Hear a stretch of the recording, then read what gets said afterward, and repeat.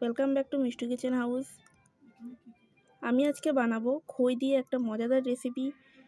তো আমি রেসিপিটা বানানোর জন্য নিয়ে নিয়েছি কিছুটা খইটাকে আমি গুঁড়ো করে নিয়েছি, কিছুটা ধনেপাতাকে আমি কুচি করে নিয়েছি, কিছুটা পেঁয়াজ আমি কুচি করে নিয়েছি, আর কিছুটা নুন আমি নিয়ে নিয়েছি।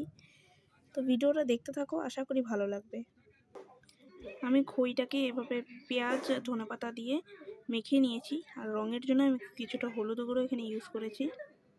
তো দেখো গাইস, আমি এখানে কড়াইটা বসিয়ে দিয়েছি, তেলও দিয়ে দিয়েছি, অলরেডি তেলও গরম হয়ে গেছে। তো দেখো গাইস, আমি এটাকে এভাবে শেপ দিয়ে ভেজে নিচ্ছি। আমি এটাকে এভাবে লাল লাল করে ভেজে নেব।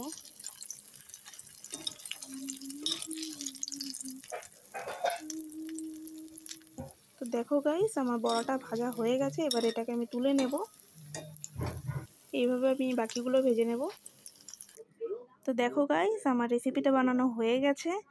তো কেমন লাগলো তোমাদের আজকের ভিডিওটা? ভালো লাগলে লাইক কমেন্ট শেয়ার করো, আর বাড়িতে একবার হলো এই রেসিপিটা ট্রাই করো, আশা করি ভালো লাগবে। তো আজকের মতো টাটা, বাই বাই।